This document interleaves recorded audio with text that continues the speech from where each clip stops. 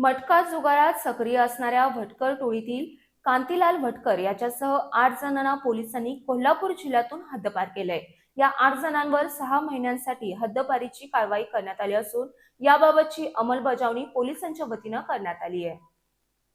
कोल्हापुरातील जुना राजवाडा पोलीस ठाण्याच्या हद्दीमध्ये कल्याण मुंबई मटका घेणारी भटकर टोळी सक्रिय होती। या टोळीवर वारंवार छापा आणि प्रतिबंधात्मक कारवाई करूनही या टोळीचा मटका जुगार व्यवसाय सुरूच राहिला होता। त्यामुळे जुना राजवाडा पोलीस ठाण्याचे पोलीस निरीक्षक किरण लोंढे यांनी या टोळीवर हद्दपारीची कारवाई करण्याबाबतचा प्रस्ताव शहर पोलीस उपअधीक्षक प्रिया पाटील यांच्याकडे पाठवला होता। त्यांनी हा प्रस्ताव पोलीस अधीक्षक निलोत्पल बसू यांच्याकडे सादर केला होता।